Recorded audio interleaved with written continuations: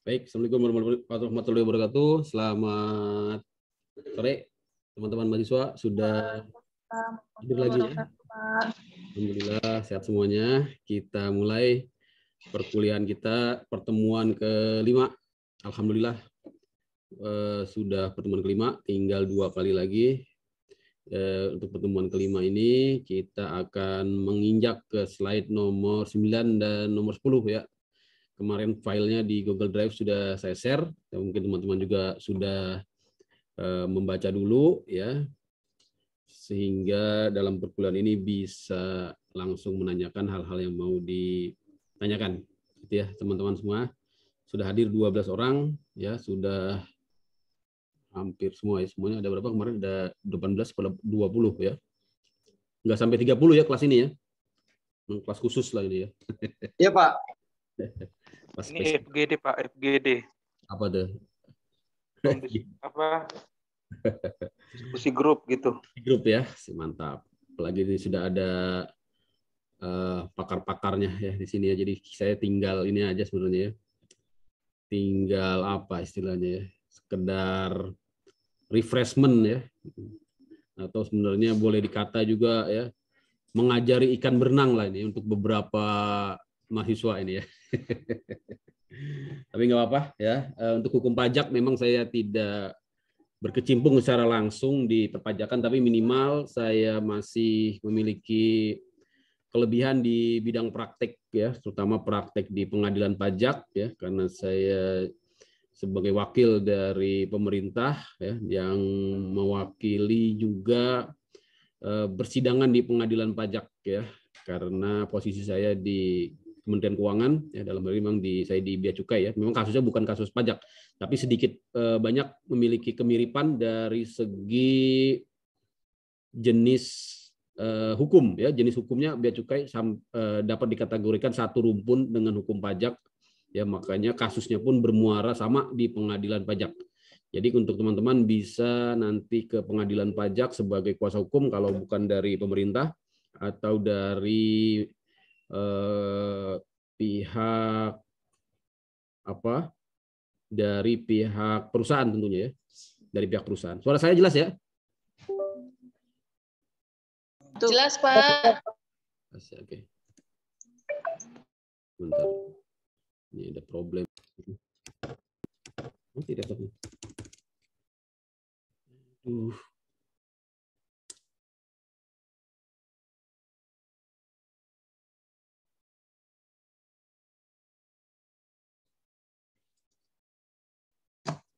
Bentar.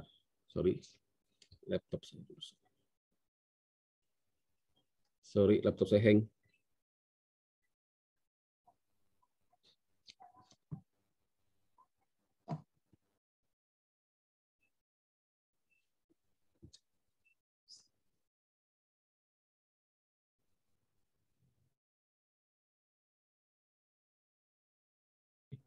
Maaf, tadi hang sebentar. Udah bisa lagi ya? Aduh, ini. Lanjut, Pak. Udah ya? Sorry tadi hang laptopnya ini. Oke, kita lanjut ya. Masih di hukum pajak tadi ya. Jadi teman-teman bisa juga nanti di pengadilan pajak ya, tentunya ketika bersengketa ya, karena itu merupakan muara upaya hukum yang memang dimungkinkan di dalam Undang-Undang KUP. Nanti kita lihat sebentar, kita refresh lagi ke KUP. Saya ingin share.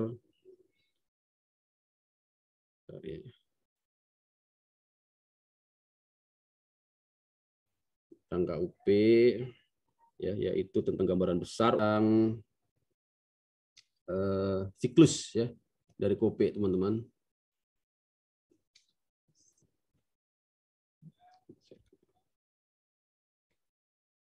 Nah, ini ya.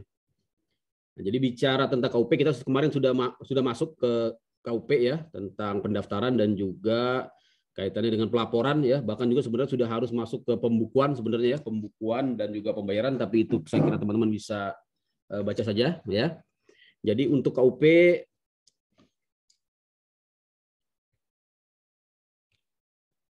karena kita di Fakultas Hukum ya, sedang belajar hukum, tentunya kita harus memahami hukum itu dalam dua bentuknya yang berbeda gitu ya. Berbeda tapi tidak berbeda tapi sama, berbeda tapi tidak sama, sama tapi tidak berbeda. Jadi hukum yang dimaksud di dalam Fakultas Hukum ya, di dalam ilmu hukum, tentunya adalah hukum yang luas ya, yaitu yang disebut dengan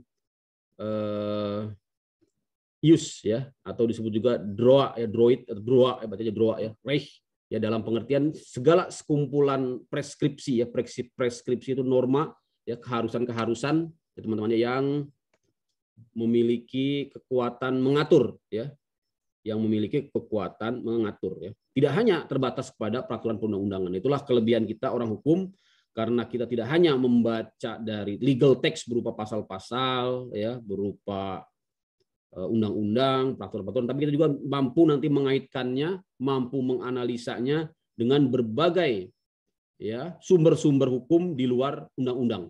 Ya, kalau teman-teman masih ingat di pelajaran PIH, tentunya juga termasuk di dalamnya jurisprudensi, ya, termasuk juga di dalamnya doktrin, termasuk juga di dalamnya asas-asas, termasuk juga teori-teori hukum, ya, termasuk juga pendapat-pendapat ahli. Itulah yang memperkaya ya, yang menjadikan seorang mahasiswa hukum ya, seorang sarjana hukum yang memiliki kelebihan di dalam dia menganalisis suatu hukum, termasuk tentunya hukum pajak ya. Makanya di hukum di sini kita definisikan lebih luas, termasuk juga ya tadi berbagai sumber hukum di luar undang-undang ya.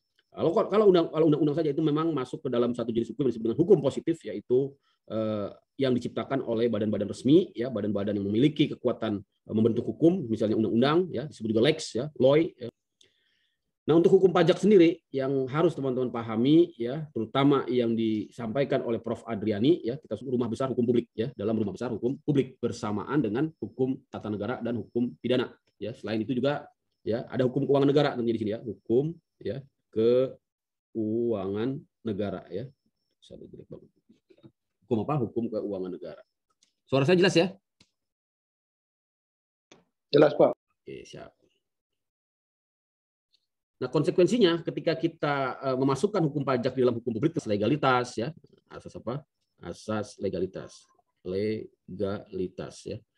Atau misalnya berlaku juga ya, kalau teman-teman belajar di hukum tata negara ya, atau hukum tata usaha negara ya, itu artinya asas yang mengatakan bahwa keputusan tata negara, keputusan tata usaha negara itu dianggap benar sampai dibuktikan sebaliknya ya, atas ya. Ya, jadi teman-teman belajar di ilmu tata usaha negara atau hukum administrasi negara ya, dogmatik ya, dogmatik segi apa nih filosofisnya, kemanfaatan dari suatu hukum publik ya. Itu ya teman-teman ya.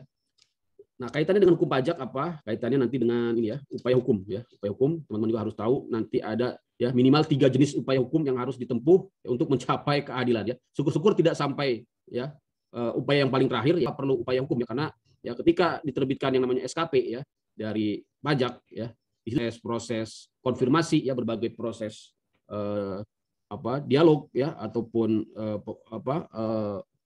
proses penelitian dan pemeriksaan ya, yang di situ sebenarnya dapat dilakukan berbagai upaya untuk menghindari adanya dispute ya teman-teman ya. Misalnya bahkan dimungkinkan adanya pengakuan ataupun yang disebutnya pengungkapan ya. Itu memang kalau sudah ya, merasanya memang ada yang harus diungkapkan, itu memang lebih baik ya. Dan laporan SPT kita atau kita merasa SKP upaya hukum, berbagai jenis upaya hukum yang sudah disediakan oleh Undang-Undang KUP ini bisa menjadi opsi ya, tapi harus di dalam setiap opsi upaya hukum baik yang ada di internal DJP maupun di pengadilan pajak sampai nanti terakhir di MA dalam bentuk putusan peninjauan kembali itu ya teman-teman ya.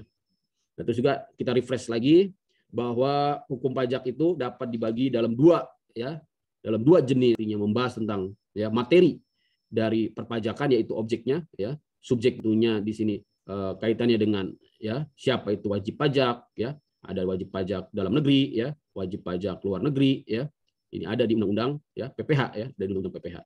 Untuk subjeknya ya tentunya kita berbicara tentang untuk subjek ini maksudnya adalah subjek ya, pelaku. Objek itu PPH ya, objeknya penghasilan ya, PPN ya, ini subjek ya, PN ya, PPH ya, atau biaya materai ya, atau PBB ya kan. Tarif ya tentunya juga harus PN menjadi 11% ya, tarif PPH menjadi ya 22% untuk badan ya, berdasarkan undang-undang HPP ya teman-teman.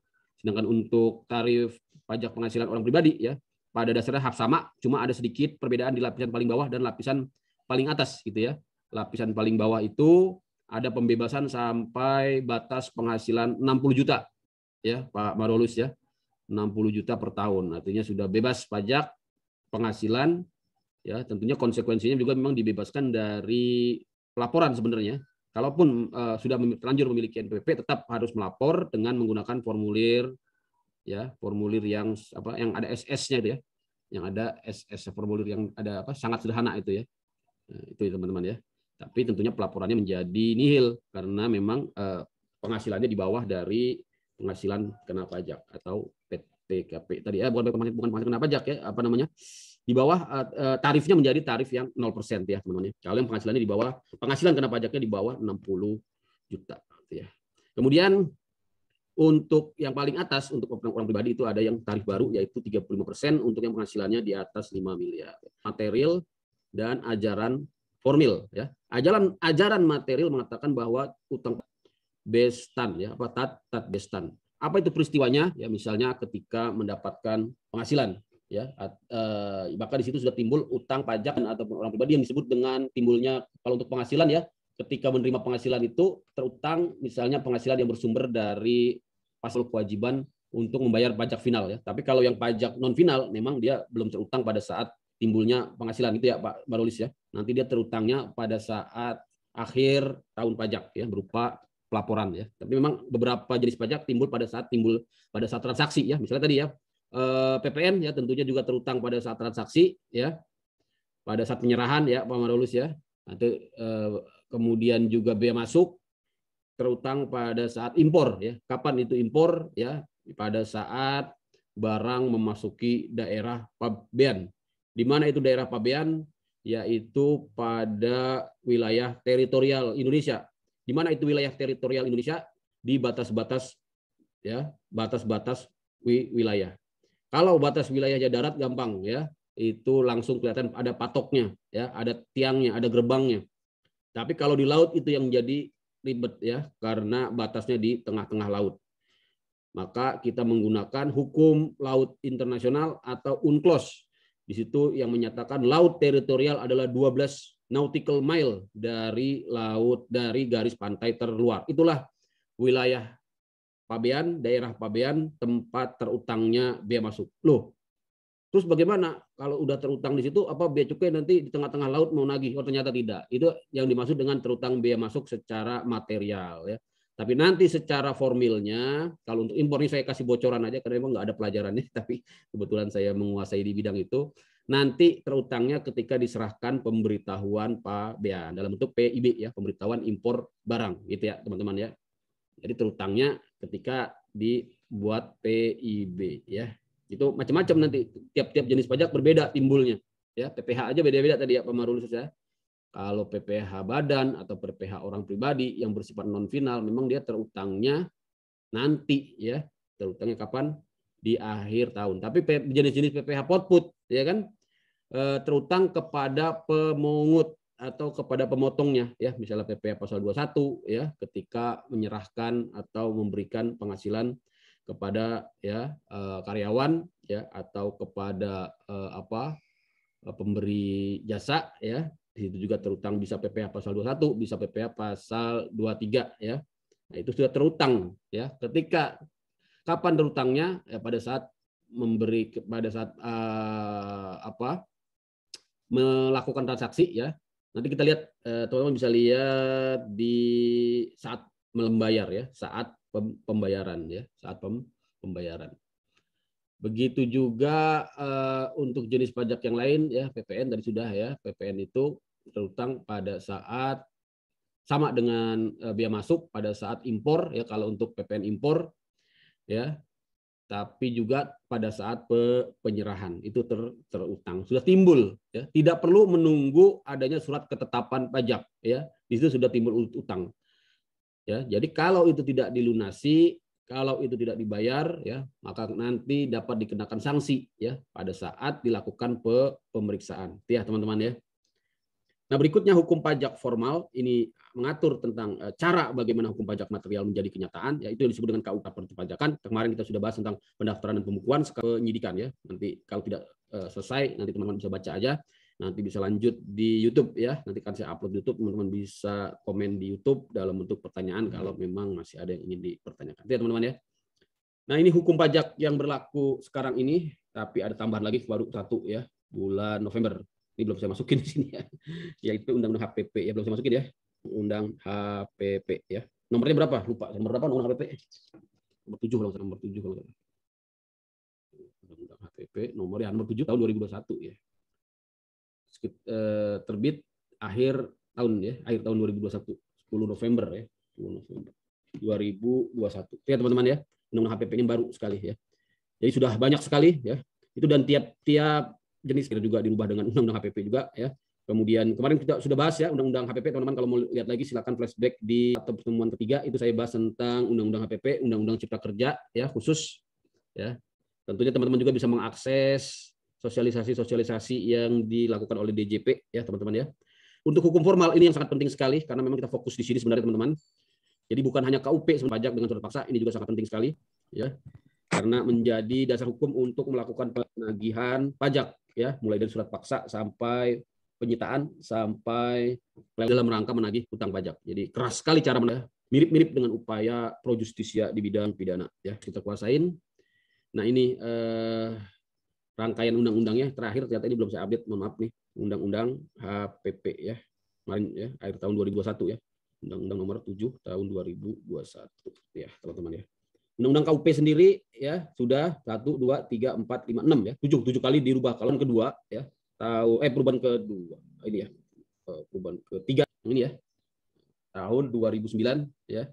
Itu hanya mengubah satu pasal ya, pasal 37A. Ini ya, hanya satu pasal aja yang dirubah ya.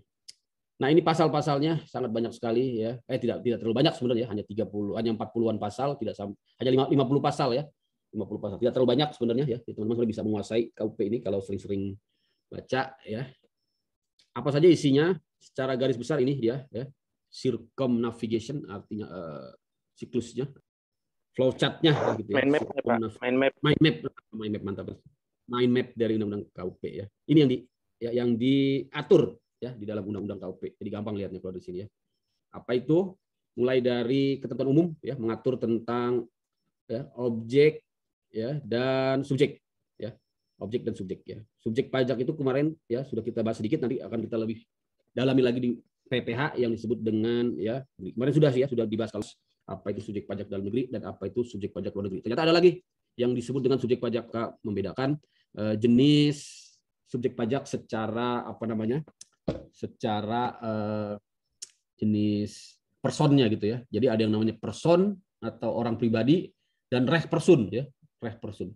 Sebenarnya konsep reh person sendiri tidak sama mirip dengan badan dalam pengertian pajak ya, karena kalau reh person di undang-undang di kitab undang-undang hukum perdata itu hanya terbatas kepada badan hukum yang dia itu bisa melakukan perbuatan ya hukum sama seperti halnya orang ya.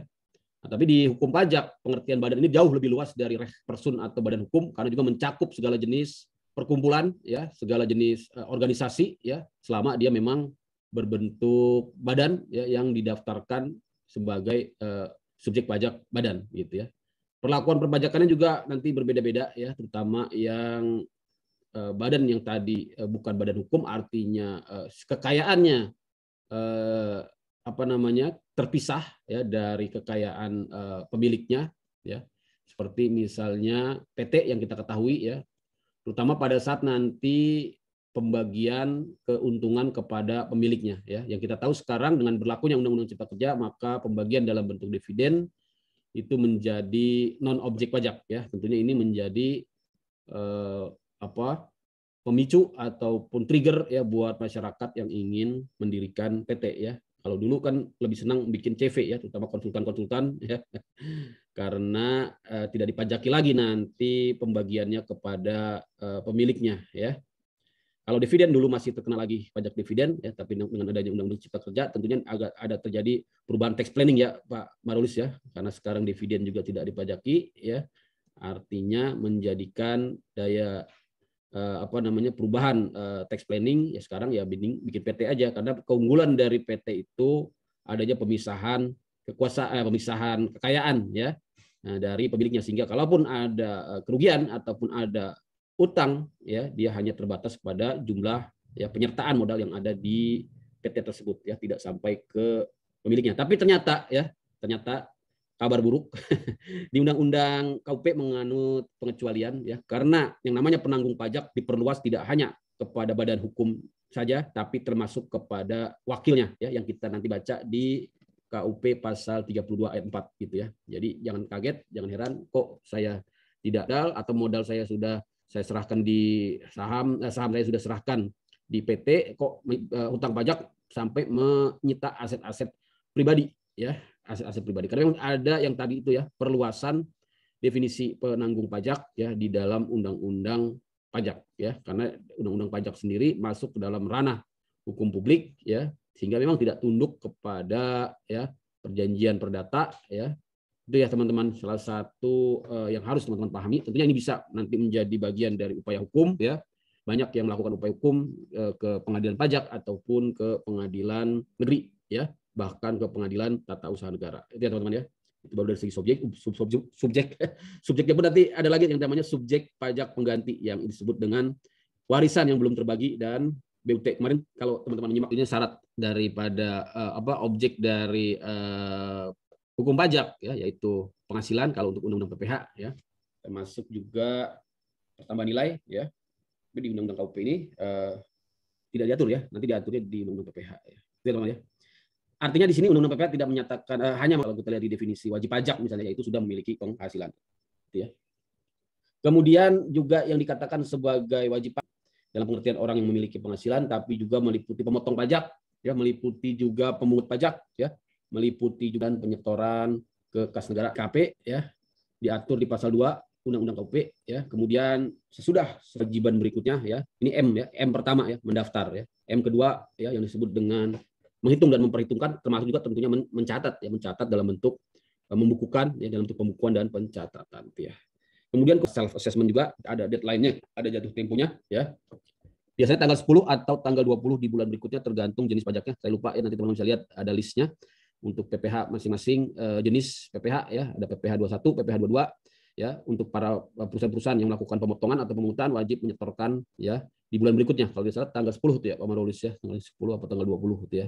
Intinya di bulan berikutnya. Kemudian juga melakukan pelaporan, ya, dalam bentuk SPT masa. Sekarang sudah ada SPT masa PPH yang disebut dengan unifikasi, ya, Pak Marolis, ya. Jadi bisa langsung jadi satu untuk yang pasal 21, 22, 23 gitu, ya. Jadi nggak perlu satu-satu gitu ya sekarang jenis. Tapi saya juga tidak tahu detailnya, ya. Mungkin yang biasa di bidang konsultan tahu sekali. Saya justru belum tahu berapa namanya detailnya. Teorinya saja itu, ya, teman-teman, ya. PPH pelaporan SPT Unifik 23, 22 sih enggak, ya. 22 sih tidak perlu SPT, ya. SPT masa. 26, ya, PPH 26. Nanti kita belajar apa sih itu di pelajaran PPH, ya. Besok SPT masa maupun SPT tahunan, ya. Tahap berikutnya adalah di pasal pemeriksaan, ya, tentang fase yang disebut official assessment. Jadi ini semua masih fase self assessment, ya. Self assessment. Jadi dilakukan secara mandiri, ya. Peranan direktorat, ya, atau wajib pajak, ya.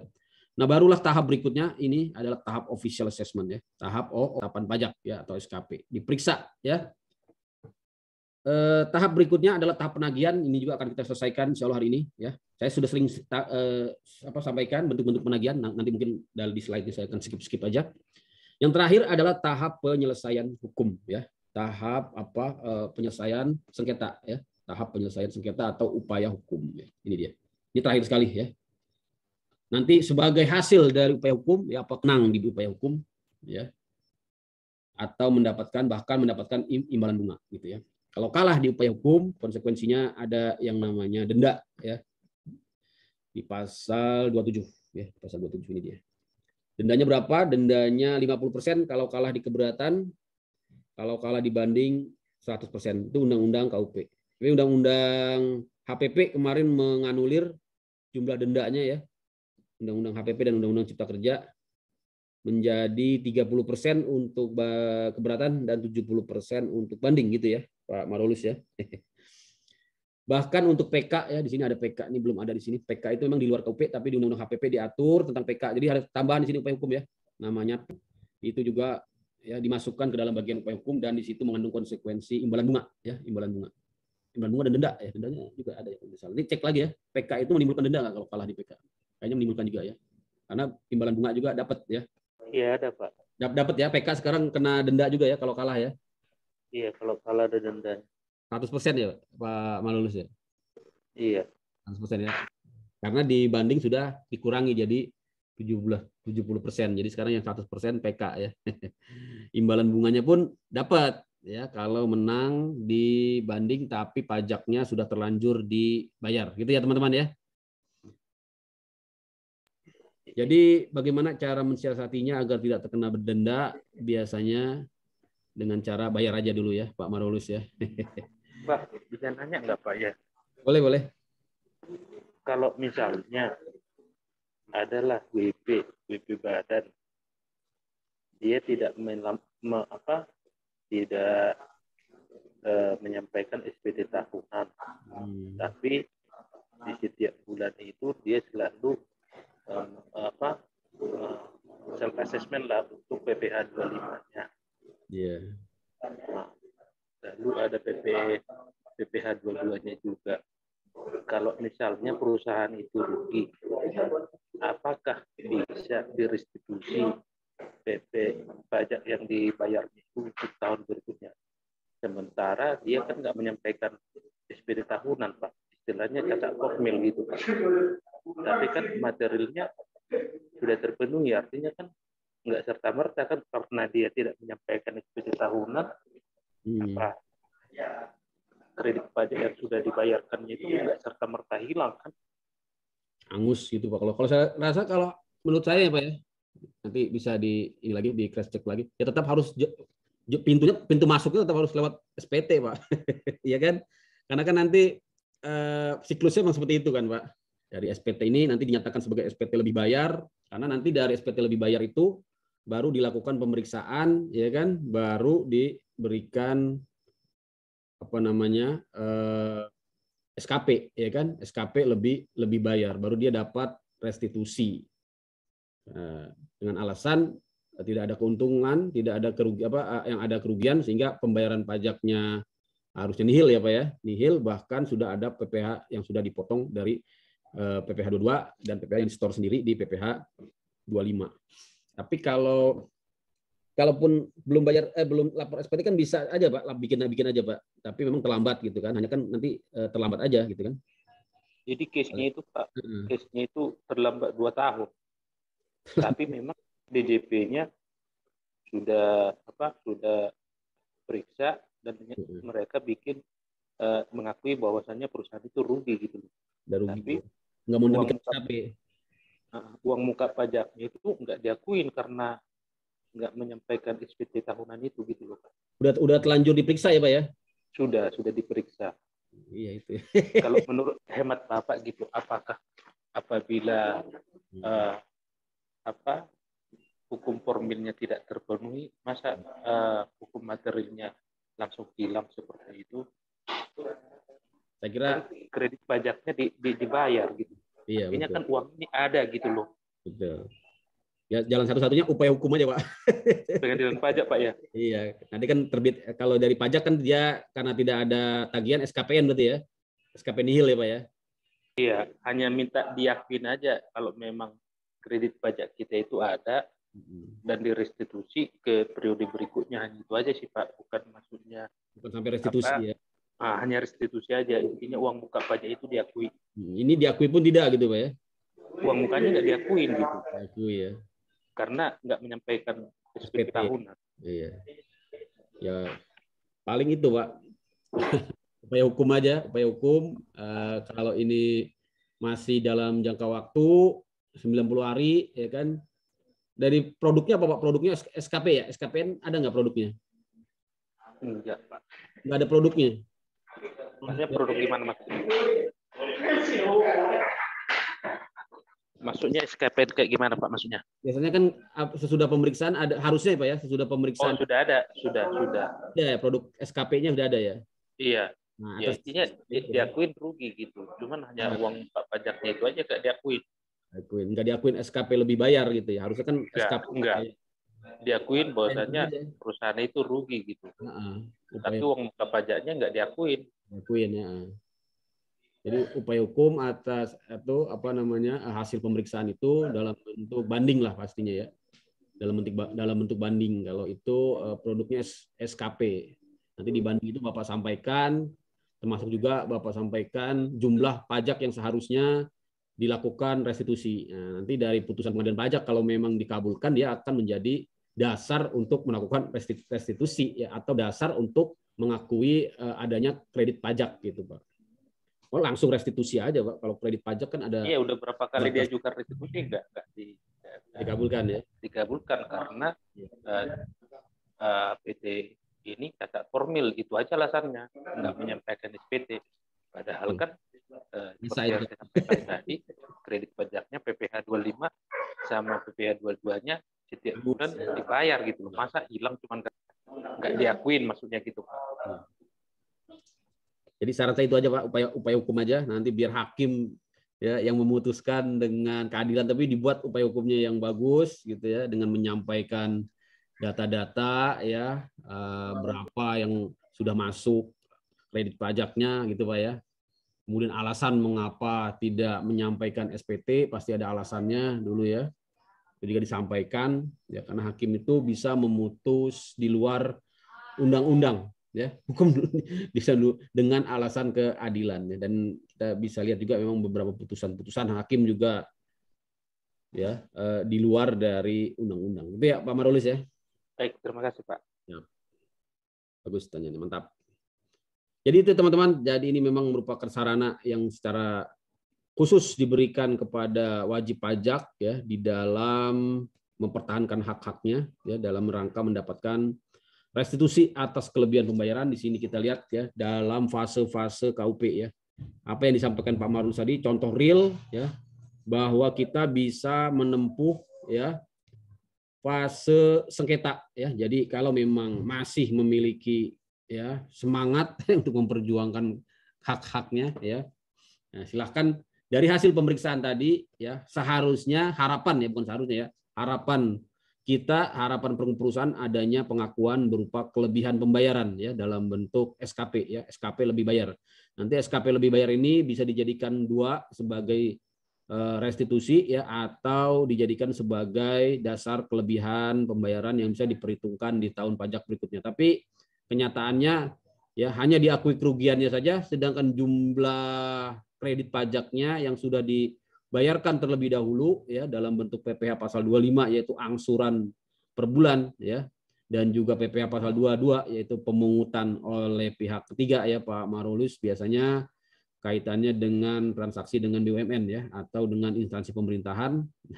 Kalau rugi ya harusnya konsekuensinya ya pajak kredit pajak atau pajak dibayar di muka itu diakui sebagai kelebihan. Tapi ini tidak ya. Tapi memang ada alasannya tadi ya.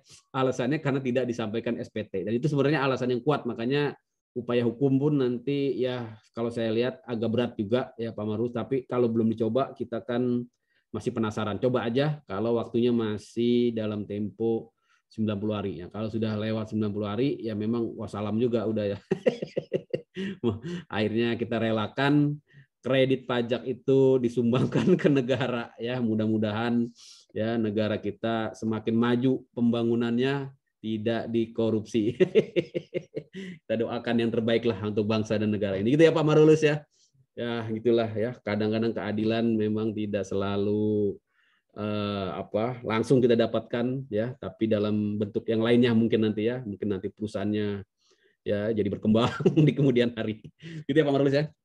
Iya Pak. Jadi yang bisa kita tempuh ya upaya sengketa apa itu ya, itu keberatan. Oh ya keberatan dulu, sorry nggak langsung banding ya Pak Marulus ya, keberatan dulu ya. Ya kita nul Pak. Ya. Nanti baru terbit skep keberatan, baru kita lanjut banding. Kalau pengadilan kalau wajib pajak keputusannya kalau Ditjen Pajak memutuskan menolak dan kita masih belum menerima, masih belum puas, kita bisa banding ke pengadilan pajak ya teman-teman ya. Sebenarnya tidak hanya terbatas banding, upaya hukum yang lain juga masih terbuka, misalnya gugatan ya. Tapi gugatan ini nanti kalau sudah masuk ke penagihan ya. Tapi kan karena kasusnya Pak Marulus ini tidak akan timbul penagihan ya, karena memang dia perusahaan rugi ya. Justru yang diharapkan lebih ini lagi ya, pengembalian dalam bentuk restitusi atau kompensasi. Kalau penagihan tentunya tidak ya. Sampai terbit putusan banding, inilah yang disebut dengan fase sengketa. Itulah siklus KUP teman-teman ya yang akan kita bahas ya. Jadi kita langsung aja masuk ke, saya akan cepat sekali saya kira ya, karena ini banyak sekali materi tentang pemeriksaan. Nanti saya akan next aja. Ada 3 jenis pemeriksaan di dalam pajak, yaitu penelitian, pemeriksaan, dan pemeriksaan bukti permulaan ya. Mungkin nanti saya akan fokus. Share screen lagi. Ya.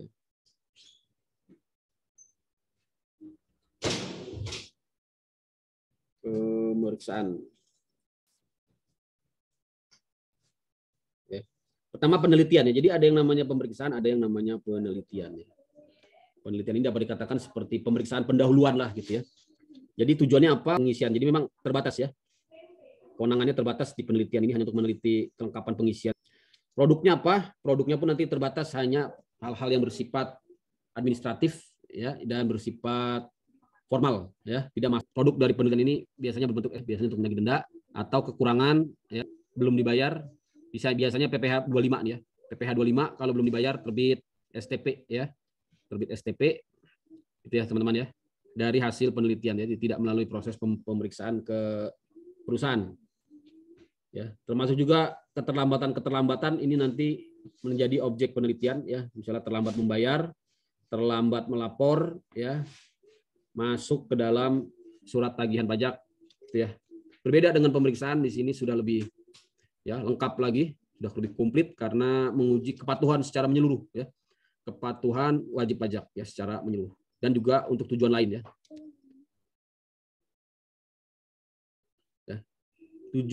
Dilakukan dengan ya serangkaian kegiatan menghimpun, mengolah data ya, data yang ada di DJP termasuk data yang berasal dari ILAP, informasi ya, laporan ya, dan juga yang berasal dari pihak ketiga. Kemudian dilakukan secara objektif nih seharusnya ya, tapi memang terkadang ada juga yang tidak objektif dan tidak profesional ya. Inilah peranan kita untuk meluruskannya ya. Ada standarnya tentunya ya. Untuk apa? Untuk menguji kepatuhan dan dalam rangka tujuan lain ya. Jadi ada 2 itu ya teman-teman ya. Tujuannya tadi ya menguji kepatuhan dan tujuan lain. Pemeriksaan ada 2 jenis ya, pemeriksaan kantor dan pemeriksaan lapangan. Ya. Pemeriksaan di kantor tadi yang disebut dengan penelitian ya. Penelitian. Pertama untuk menguji kepatuhan tentunya menguji pajak ya, menguji jenis-jenis pajak, bisa 1 atau beberapa ya, bisa 1 masa atau beberapa masa tergantung dari diskresi tentunya ya. Diskresi kantor pajak. Apa itu yang diperiksa? Ada beberapa di sini ya. Bisa opsional ya. Tergantung tentunya tadi dari potensi ataupun permasalahan di wajib pajak tersebut ya. Pertama pemeriksaan karena pengembalian tadi ya yang disampaikan Pak Marulus ya. Itu permohonan pengembalian ya, harus melalui pemeriksaan pasal 17B Undang-Undang KUP ya. Atau pemeriksaan data juga bisa ya, adanya keterangan berdasarkan keterangan data konkret ya, misalnya temuan dari BPK ya, termasuk juga temuan dari Bea Cukai juga bisa ya, misalnya dari Bea Cukai adanya kekurangan pembayaran pajak dalam rangka impor, itu diserahkan ke Direktorat Jenderal Pajak untuk melakukan pemeriksaan dan penagihan kalau tidak dibayar kepada Bea Cukai ya, akan diserahkan ke pajak. Begitu juga SPT lebih bayar ya, ini juga menjadi objek pemeriksaan ya. WP yang telah diberikan pengembalian pendahuluan ya, jadi karena kepatuhannya ya, profilnya baik, dia tidak diperiksa tapi langsung diberikan pengembalian, tapi nanti ada pemeriksaan kemudian ya. SPT rugi ya, tadi yang disampaikan Pak Marulus ya, harus diperiksa juga, tidak bisa rugi itu dinyatakan begitu saja, tapi menjadi objek dari pemeriksaan. Ya. Adanya penggabungan, peleburan, pemekaran, likuidasi, pembubaran, ya, atau akan meninggalkan Indonesia, ya, pencabutan NPWP, ya, misalnya apa pencabutan NPWP ya. Perubahan tahun buku juga harus dapat dilakukan pemeriksaan ya. Tidak menyampaikan atau menyampaikan SPT melampaui jangka waktu dalam surat teguran yang terpilih. Ini SPT ini yang tidak melakukan SPT ini ya. Ini mungkin kasusnya Pak Marulis masuk sini kali ya. Gara-gara 2 tahun tidak melaporkan SPT ya, akhirnya dilakukan pemeriksaan ya. Ternyata di pemeriksaan itu harusnya diberikan kelebihan bayar ya. Diakui kelebihan bayarnya. Wajib pajak menyampaikan SPT yang terpilih ini berdasarkan analisis risiko atau manajemen risiko dari pajak. Ya, teman-teman ya. Jadi ini jenis pemeriksaan ya, pemeriksaan kantor, pemeriksaan lapangan ya. Ini maksudnya yang bisa dilakukan pemeriksaan jenis-jenis untuk AB ya. AB tadi apa? Untuk yang data konkret dan permohonan kelebihan pembayaran ya. Ini harus pemeriksaan kantor dan pemeriksaan lapangan ya. Jadi yang namanya pemeriksaan itu intinya pemeriksaan lapangan selalu ada ya kalau saya lihat ya. A, B, C, D, E, F, G, H, I semuanya ada pemeriksaan lapangan. Cuma ada satu yang HI aja yang pemeriksaan lapangan tidak pakai pemeriksaan kantor, yaitu karena ini tadi ya, ini harus pemeriksaan lapangan ya. Yang tidak pernah menyampaikan SPT ya, atau menyampaikan SPT lebih dari jangka waktu ya dalam surat teguran, dan yang berisiko ya.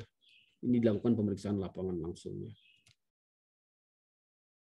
Yang B ya, yang B dilakukan tidak terbatas hanya terhadap keterangan lain berupa data konkret ya. Ini apa itu data konkret? Yaitu ini ABC ya, data konkret, hasil klarifikasi, bukti potong, bukti transaksi. Ini kira-kira teman-teman bisa baca aja ya. Ini alur pemeriksaannya dan ini harus benar-benar dipastikan ditempuh, dan ini kalau tidak ditempuh artinya dilewatkan, ini bisa menjadi objek upaya hukum ya. Biasanya kalau tidak disampaikan ini ya laporan hasil pemeriksaan, ini bisa menjadikan alasan untuk upaya hukum pembatalan ya hasil pemeriksaan, pembatalan surat ketetapan pajak karena tidak disampaikan laporan hasil pemeriksaan atau tidak disampaikan hasil ini ya pembahasan ya. Begitu juga jangka waktunya ini harus benar-benar menjadi pegangan ya. Karena ini akan menjadi cacat suatu upaya pemeriksaan ya, dan menjadikan tentunya alasan untuk melakukan upaya hukum ya teman-teman ya. Ini untuk yang di lapangan alurnya seperti ini, saya kira teman-teman bisa jalan banyak sekali karena ya prosedurnya ya. Intinya apa nih, summary pemeriksaan lapangan ya. Intinya ada berbagai proses ya yang dijalankan oleh DJP di dalam menemukan tentunya ya, mengkonfirmasi ya terkait dengan ya, pajak ya yang harus dibayar, dan di sini ada opsi untuk dilarikan ke pemeriksaan bukti permulaan. Ini kita akan lihat apa itu pemeriksaan bukti permulaan apabila dalam pemeriksaan ya ada indikasi tindak pidana gitu ya. Itu ya teman-teman ya. Jadi dapat dilakukan apabila di sini kita lihat ya, WP tidak kooperatif ya, dia nanti masuk ke pidana ya di pasal berapa? Tidak kooperatif itu pasal 39 nggak salah, 39 ya. Nanti kita lihat pasal-pasalnya ya. Bisa masuk ke pidana perpajakan intinya, sehingga diusulkan untuk pemeriksaan bukti permulaan ya teman-teman ya. Kalau tidak kooperatif. Makanya sebisa mungkin kooperatif.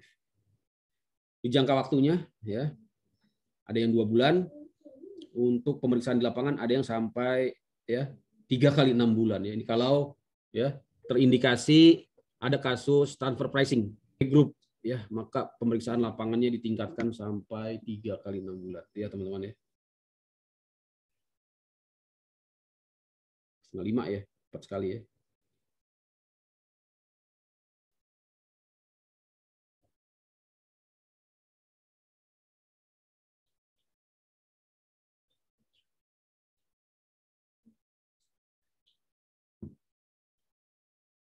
Ya teman-teman ya. Berikutnya pemeriksaan tujuan lain ini ya. Jadi selain tadi untuk menguji kepatuhan, kita lihat juga ada tujuan lain ya untuk memberikan NPWP secara jabatan. Ini ada 12 ya teman-teman bisa baca. menghapus NPWP tadi ya misalnya ya, pengukuhan PKP secara jabatan ya, pencabutan PKP ya, juga untuk proses keberatan ya, pengumpulan data ya, pengumpulan bahan untuk menghitung norma ya, norma ini ya, cara untuk mencari penghasilan neto ya dengan menggunakan pencatatan ya, atau menggunakan omset saja ya, tidak perlu pembukuan. Biasanya untuk wajib pajak pekerja bebas ya, yang pekerjaan bebas ya kan, atau juga pengusaha ya, pengusaha di bidang-bidang tertentu. Ini ada yang menggunakan norma penghasilan neto yang omsetnya masih di bawah 4,8 ya, 4,8 M. Jadi ini suatu kekhususan ya, fasilitas lah. Pencocokan data juga untuk menentukan lokasi daerah terpencil wajib pajak, karena di wajib pajak di daerah terpencil ini menggunakan tarif dan juga prosedur formalitas yang lebih yang khusus ya, yang lebih mudah gitu ya, karena adanya keterbatasan di lokasi terpencil ya teman-teman ya. Dalam rangka penagihan pajak tentunya untuk aset tracing ya, untuk menghitung besaran aset tadi ya, ataupun untuk melakukan penyitaan ya, maka dapat dilakukan pemeriksaan dengan tujuan lain ya, menentukan saat produksi ya, ini kaitannya dengan kompensasi ya, kompensasi kerugian, dan juga pemberian fasilitas perpajakan ya, seperti restitusi PPN ya, dan juga untuk memenuhi permintaan negara mitra P3B atau tax treaty.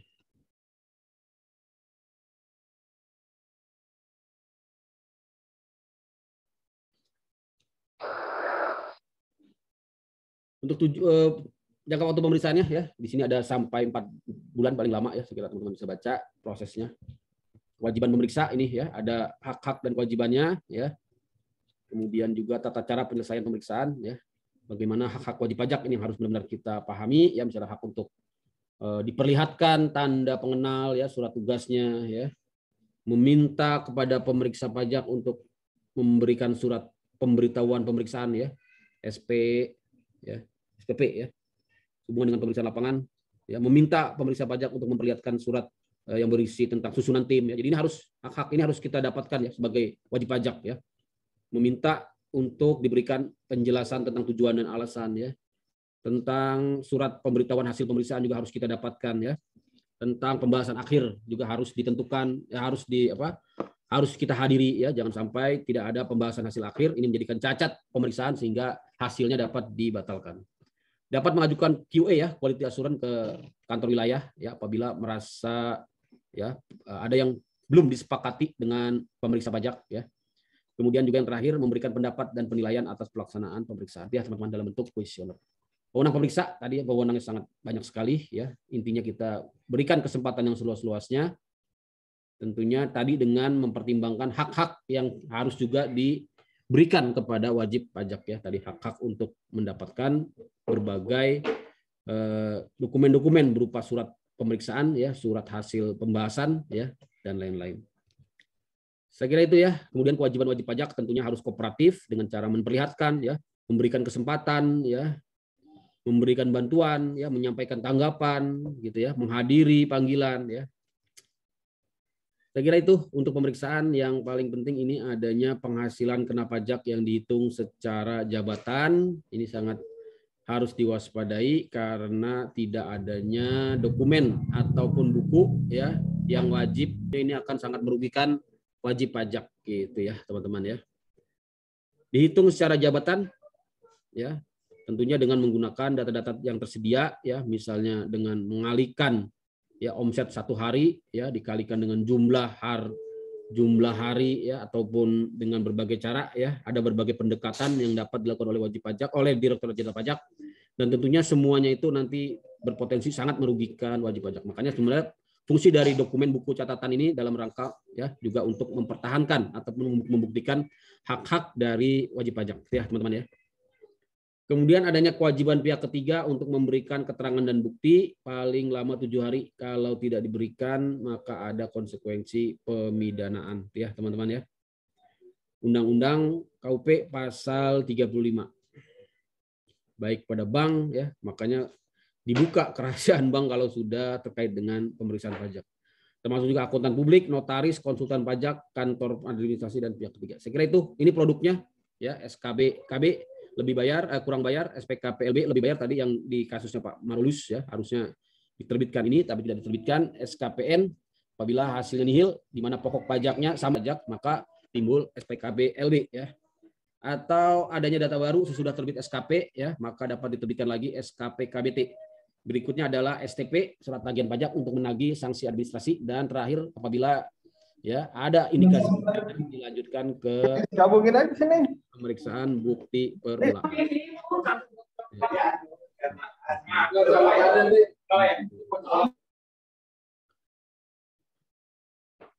Ya. Nah, untuk bukper ini yang terakhir ya, bukper untuk tindak pidana nanti saya akan cepat saja kira-kira, itu hanya pasal-pasal aja, teman-teman bisa baca. Intinya apa? Apabila di dalam pemeriksaan untuk menguji kepatuhan ya terdapat indikasi tindak pidana, maka diusulkan ke pemeriksaan bukper secara terbuka ya. Indikasi tindak pidana ya teman-teman. Ya. Apabila terkait dengan pasal 17B yaitu pengembalian ya, kelebihan pembayaran biaya masuk, maka usulan bukper harus memperhatikan jangka waktu penyelesaian permohonan pengembalian kelebihan pembayaran pajak ya, karena diatur selama 12 bulan. Jadi selama 12 bulan dalam jangka waktu 1 tahun lah, wajib Direktorat Jenderal Pajak harus mengeluarkan keputusan ya, menerima atau menolak ya permohonan pengembalian. Kalau dalam 12 bulan tidak menerbitkan surat keputusan, maka dianggap mengabulkan. Dan inilah makanya kalau pemeriksaan ditingkatkan ke bukper ya harus memperhatikan jangka waktu penyelesaian 12 bulan ini ya. Jangan sampai gara-gara dilempar ke bukper tidak terbit-terbit SK pengembaliannya ya, itu menjadikan nanti berlakunya asas fiktif positif gitu ya Pak Marulus ya. Kalau sampai lebih dari 12 tidak terbit SK surat keputusan ya atau surat ketetapan pajak lebih bayarnya tidak terbit dalam jangka waktu 12 bulan. Maka dari ya bisa menuntut ya, ataupun meminta pengembalian secara fiktif positif, artinya dianggap dikabulkan permohonan pengembaliannya karena tidak terbit keputusan Direktorat Jenderal Pajak selama 12 bulan. Jadi pemeriksaan bukper ini tadi kaitannya dengan pidana ataupun kaitannya dengan tindakan wajib pajak yang tidak kooperatif ya, dapat juga dilakukan karena adanya IDLP, informasi data laporan dan pengaduan ya. Dapat dilakukan secara terbuka, dapat juga dilakukan secara tertutup, artinya tanpa pemberitahuan kepada wajib pajak. Yang terbuka ini ya, di mana disampaikan ya surat pemberitahuannya secara langsung atau melalui pos ya, atau melalui fax ya. Dalam hal tidak dapat diketemukan maka diberikan kepada wakilnya ya atau kuasa dari wajib pajak. Dapat juga dilakukan penolakan tapi akibatnya langsung ke penyidikan ya. Kalau menolak dilakukan pemeriksaan bukper ya. Jadwalnya selama 12 bulan ya. Dapat lagi diperpanjang selama 12 bulan lagi jadi maksimal 24 bulan. Kalau selama 24 bulan masih belum ada pemeriksaan hasil tindak pidana, tidak dilanjutkan ke penyidikan ya harusnya sudah ditutup kasusnya ya.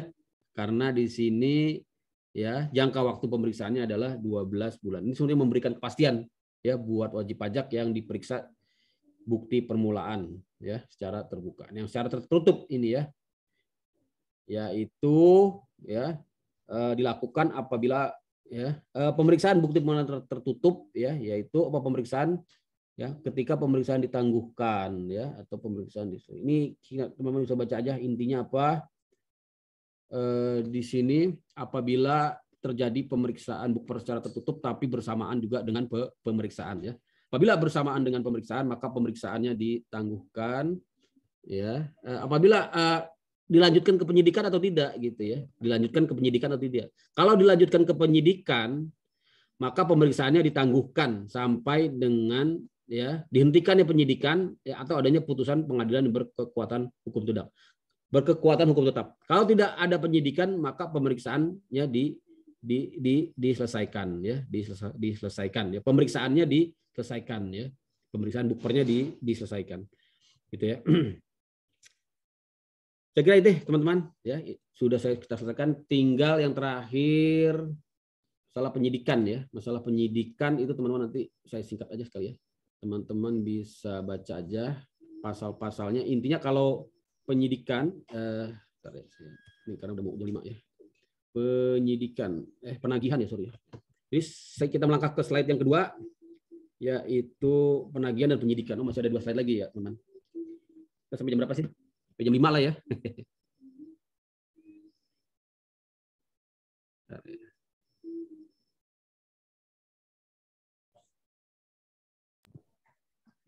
Bukber lah. Sampai bukber. Tanggung lah ini ya, tanggung. Ada 1 slide lagi. Ya Pak, lanjut Pak. Lanjut ya. Nanti kalau belum jelas bisa lihat di YouTube saya banyak sekali nge-share tentang penagihan, dan memang di sini concern kita orang hukum. Mengapa kita concern di penagihan? Karena penagihan ini nanti sangat bersentuhan dengan permasalahan hukum gitu ya, upaya-upaya hukum ya. Kalau di level pembuatan SPT itu biasanya levelnya ya bagian pajak ya, administrasi ataupun akuntansi ya. Tapi kalau sudah masuk ke penagihan, gugat-menggugat, nah ini memang orang hukum di sini ya, ranahnya gitu ya. Ini jadwalnya, intinya apa teman-teman, dalam tempo ya, kalau tidak dibayar sesudah jatuh tempo berupa surat paksa dalam jangka waktu 1 bulan ya, atau 7 tambah 20 hari, baru surat paksa selama 21 hari. Kalau sudah terbit surat paksa, maka dapat dilakukan penyitaan sampai dengan pelelangan dan pengumuman lelang. Itu intinya ya teman-teman ya. Dasarnya untuk dilakukan penagihan tentunya ini ya, surat STP, SKPKB ya, termasuk juga hasil-hasil produk dari upaya hukum ya, pembetulan, keberatan, banding, PK. Kalau menimbulkan jumlah pajak ya yang harus dibayar bertambah, maka dia menjadi dasar penagihan. Ya, kalau tidak dibayar maka timbul penagihan aktif, yaitu dengan surat paksa. Itu ya teman-teman ya. Objeknya apa? Bentuknya apa tadi ya? Mulai dari menegur, surat teguran, penagihan sekitar dan sekaligus, ini yang bypass ya.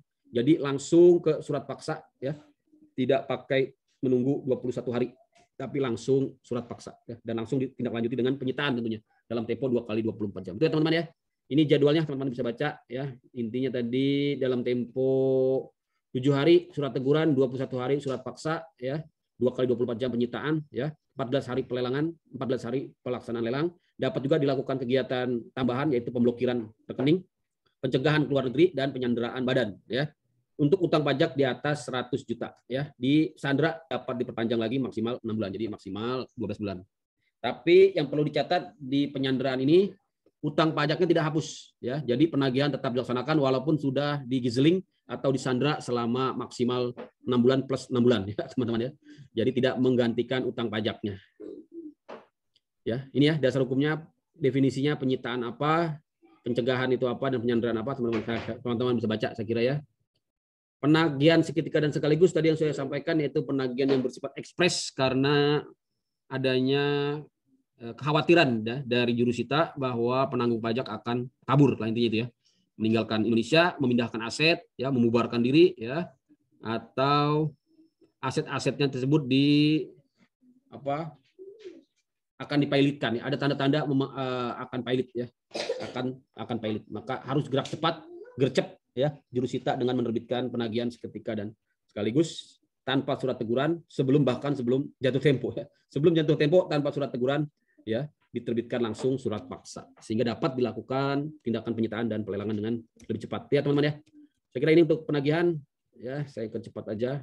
Nah, ini yang paling penting, definisi penanggung pajak tadi yang sudah sering saya sampaikan, pasal 32 ya, intinya adalah orang pribadi atau badan ya, termasuk wakil. Nah, kata-kata termasuk wakil ini yang memperluas definisi penanggung pajak karena di sini dapat menjerat yang namanya pengurus, artinya direksi ya. Termasuk juga bahkan orang yang di luar akte yang kemarin saya sampaikan, yang ya dapat mengendalikan perusahaan ya, kecuali dapat dibuktikan bahwa ya orang tersebut benar dalam kedudukannya benar-benar tidak mungkin dibebani tanggung jawab ya. Ini contohnya ya, penerbitan surat paksa, kira nanti bisa dibaca aja ya contoh-contohnya. Kemudian juga dibebani bunga penagihan 2% ya, kalau undang-undang KUP, tapi di undang-undang Cipta Kerja sudah lebih dipangkas dengan bunga yang ditetapkan per bulan atau bunga efektif ya. Ini contoh penghitungan bunga ya.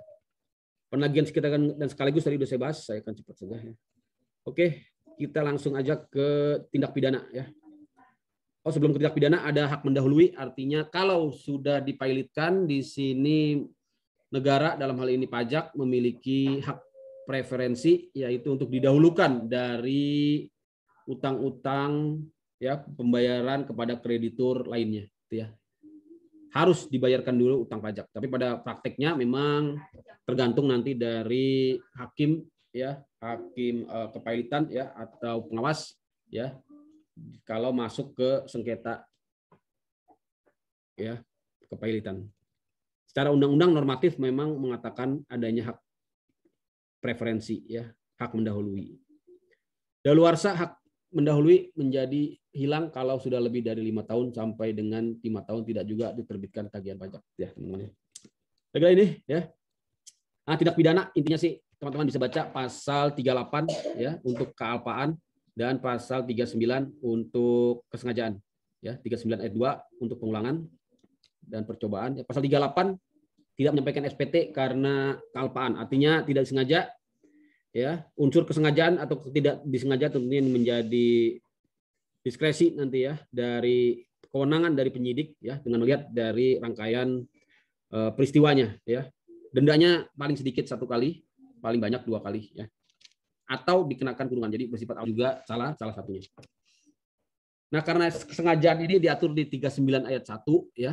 Ini ada beberapa peristiwa ya yang dikenakan ya, teman-teman bisa baca. Intinya adalah perbuatan yang dilakukan karena sengaja dalam rangka menimbulkan kerugian pada pendapatan negara yaitu tidak membayar pajak ya. Dengan cara tidak mendaftarkan diri, menyalahgunakan NPWP, tidak menyampaikan SPT yang tidak lengkap ya atau tidak benar, menolak dilakukan pemeriksaan ya, memperlihatkan buku catatan dokumen palsu ya, menyelenggarakan buku catatan ya, meminjamkan catatan, tidak menyelenggarakan pembukuan, tidak menyimpan buku catatan dokumen dan tidak menyetorkan pajak yang dipotong atau dipungut. Sanksinya besar sekali di sini ya. Minimal 6 bulan ya, paling lama 4 tahun penjara ya. Kalau tadi kurungan, yang kealpaan, yang ini penjara. Juga dan di sini ya, dan artinya kumulatif dua-duanya harus dijalankan, yaitu denda paling sedikit 2 kali, paling banyak 4 kali ya teman-teman ya. Dan di sini ada perluasan lagi ya, saya sampaikan perluasan jerat kepada pelaku, tidak hanya kepada pelakunya artinya wajib pajak, juga termasuk wakilnya ya. Wakilnya siapa tadi? Pengurus ya, termasuk juga kuasanya ya. Kuasa tentunya masuk juga di sini konsultan. Nah, ini ya Pak Marulus. Jadi apa yang dipidanakan juga akan menjerat para kuasa ya, artinya baik itu kuasa wajib pajak yang dikuasakan ataupun kuasa yang dari konsultan, termasuk perannya apakah dia sebagai yang menyuruh ya, atau turut serta atau menganjurkan atau melakukan, tapi dia juga dihukum dengan hukuman yang sama nanti menggunakan asas perbantuan tindak pidana di 55 atau penyertaan tindak pidana pasal 55 ya KUHP ya teman-teman ya. Kemudian yang residivis atau pengulangan di pasal 39 ayat 2 sanksinya dilipat gandakan 2 kali apabila mengulangi dalam tahun yang sama. Yang percobaan pasal 39 ayat 3 ya, percobaan ini hanya untuk menyalahgunakan atau menggunakan NPWP atau menyampaikan SPT yang tidak benar dalam rangka restitusi ya. Jadi percobaan untuk melakukan restitusi ya, tidak sampai terbit restitusi tapi sudah ada tindakan pendahuluan tentunya ya. Misalnya melakukan tadi ya penyalahgunaan NPWP atau SPT yang tidak benar ya teman-teman ya. Untuk tindak pidana yang lainnya saya kira teman-teman bisa baca di sini banyak sekali ya, terutama di pasal 39A tentang tindak pidana karena faktur pajak ya. Dulu ini belum ada ya, tapi di KUP yang baru diadakan atau disebut dengan kriminalisasi ya. Jadi kriminalisasi itu dalam bahasa hukum artinya memasukkan suatu peristiwa yang tadinya bukan tindakan kriminal menjadi tindakan kriminal atau tindakan pidana, yaitu pasal contohnya di hukum pajak pasal 39A yaitu menerbitkan faktur STBS ya, TBTS ya, TBTS tidak berdasarkan transaksi sebenarnya. Itu ya Pak Marulis ya. Dulu dana ya. Lampau 10 tahun ya daluarsanya apabila tidak dilakukan ya penuntutan ya, daluarsa tindak pidana di bidang perpajakan. Lampau setelah 10 hari ya. Sejak saat terutangnya atau berakhirnya masa pajak ya, atau bagian dari tahun pajak atau tahun pajak. Saya kira itu ya. Kemudian ada yang masuk ke dalam delik aduan, itu teman-teman perlu catat, yaitu yang terkait dengan pelanggaran terhadap kerahasiaan wajib pajak ya. Kalau karena kealpaan, maka hukumannya lebih ringan, tentunya pidana kurungan saja 1 tahun ya, dan denda paling banyak 25 juta. Kalau karena kesengajaan, maka dipidana penjara 2 tahun dan paling banyak denda 50 juta. Ini tentunya menjerat siapa? Menjerat pegawai pajak ya, karena tidak melakukan kewajibannya dalam merahasiakan segala sesuatu yang diketahui atau diberitahukan kepadanya oleh wajib pajak dalam rangka jabatan ya. Jadi ini pasal 41 ya, kalau petugas pajak melanggar apa tadi, kerahasiaan jabatan ya. Jadi itu ya, terakhir tindak pidana karena kesengajaan yang dilakukan oleh instansi ya, juga bisa ya terjerat di pasal 41C. Misalnya karena instansi ya, lembaga, asosiasi atau pihak lain, pihak ketiga lah ya, tidak memenuhi pasal 35 yaitu kewajiban untuk menyampaikan data ya. Atau menyebabkan tidak terpenuhinya atau tidak memberikan informasi, menyalahgunakan informasi. Jadi juga bisa menjerat pihak ketiga ya. Untuk pejabat pajak sendiri disediakan pasal-pasal khusus yang bisa menjerat ya petugas pajak atau pejabat, yaitu yang melakukan tadi ya pasal 41 ya, melanggar kerahasiaan jabatan. Kemudian untuk pasal 431 untuk delik penyertaan. Dan pihak ketiga dijerat dengan pasal 43 ayat 2 ya. Pemeriksaannya dengan pemeriksaan bukti permulaan tadi sudah kita sampaikan. Kemudian dilanjutkan ke penyidikan oleh PPNS DJP, Direktorat Jenderal Pajak ya, di sini dengan berkoordinasi dengan Reserse Kriminal Khusus di Reskrimsus Polda ya, tergantung wilayah kerja dari kantor wilayah Direktorat Jenderal Pajak ya. Lihat teman-teman ya.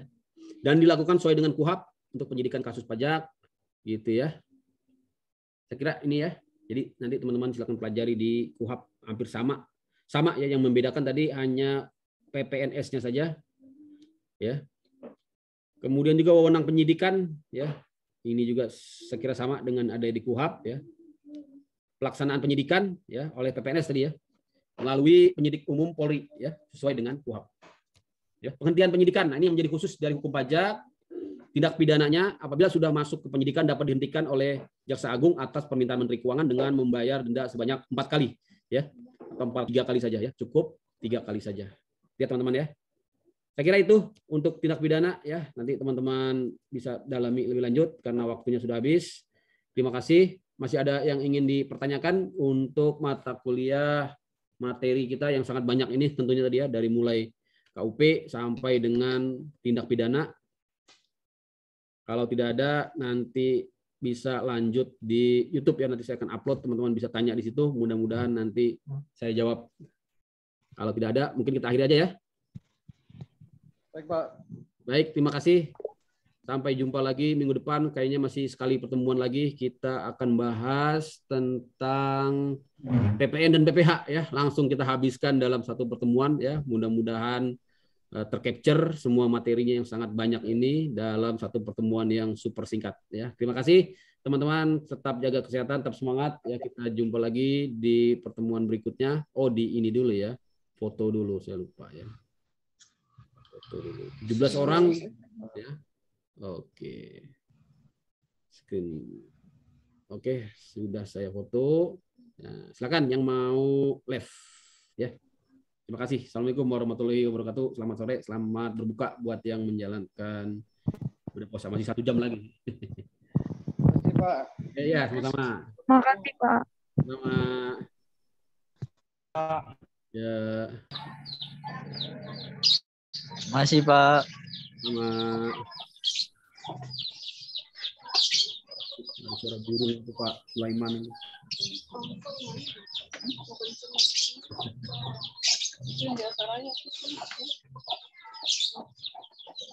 Semuanya digait semua.